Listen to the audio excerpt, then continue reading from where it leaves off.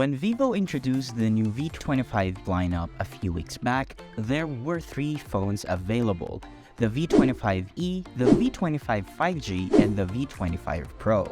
We already checked out the V25 5G in our previous video, which you can watch here, but today we'll be taking a look at the Vivo V25 Pro, the flagship model among the three, and it is also the most expensive at 29,999 pesos for the 12 gigs of RAM plus 256 gigabytes variant.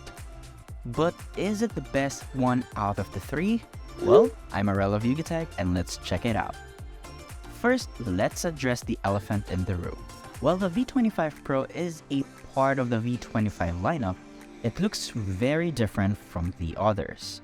Unlike the boxier design of the V25e and the V25 5G, the V25 Pro has rounded corners and a curved screen design. The layout, however, is the same with the power and volume buttons on the right side and the SIM card slot and the USB port at the bottom.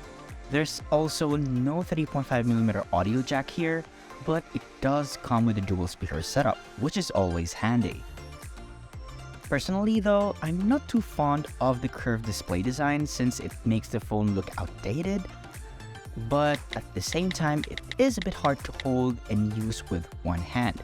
Chances are, your fingers will be touching the edges of the screen, especially if you have big hands.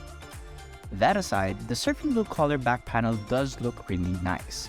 There's also some metallic flake on the paint, giving it some color shift properties depending on the angle of the lighting. It's not as drastic as the V25, but it's there. You can also see the triple rear camera setup with a black surround at the back, which we'll talk about more later. The V25 Pro has one of the nicest screen I've seen from a Vivo phone. It's a 6.56-inch AMOLED display with a resolution of 2376 by 1080. The colors are vivid and great out of the box, making it a perfect tool for those people who loves watching contents on Netflix, YouTube, and anything alike. But what I really like about the display is the 120Hz refresh rate. This makes going through menu, apps, and even browsing the net very smooth. It is also great for watching videos or playing video games. And speaking of video games, we have a previous video wherein we use the V25 Pro and the V25 for playing games, which you can watch here. Okay, powering the Vivo 25 Pro is a MediaTek Dimensity 1300 chipset, and it comes with 12 gigs of RAM. It can also be extended by an additional 8 gigs, giving you 20 gigs of RAM in total. As a result, it can run multiple apps and even let games run in the background, and it can handle it pretty easily. Not to mention, it comes with 5G connectivity too. Graphic-intensive games are no issue. Genshin Impact, D4DJ, and Diablo Immortal is running smoothly. However, the curved display does make it a bit hard to play since you can accidentally touch them. The only downside of the V25 Pro is the storage. It comes with a 256 gig storage in total, and it is not expandable unlike the Vivo V25 5G. While 256 gigs seems a lot of storage to some people, but you do still need to choose which apps to keep. More importantly, you will have to back up your photos and videos you take. The highlight of the Vivo 25 Pro would have to be the camera system. The triple rear camera system consists of a 64 megapixel main, 12 megapixel wide, and a 2 megapixel macro lenses. The colors in the photos are accurate, especially in well-lit environments, with little to no editing needed.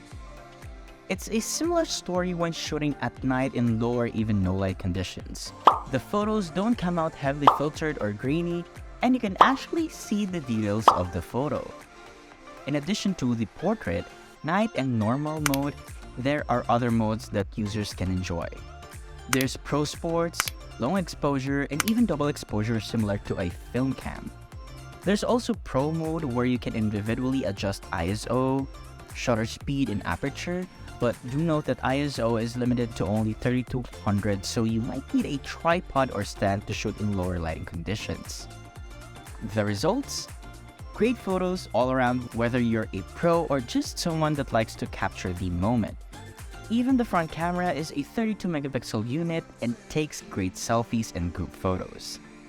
The video mode is great too. It can record at a maximum of 4K at 60 frames per second. This is great if you have a YouTube channel or want to create high quality videos for yourself. I did notice that the camera is a bit shaky, so better have a steady hand when shooting videos.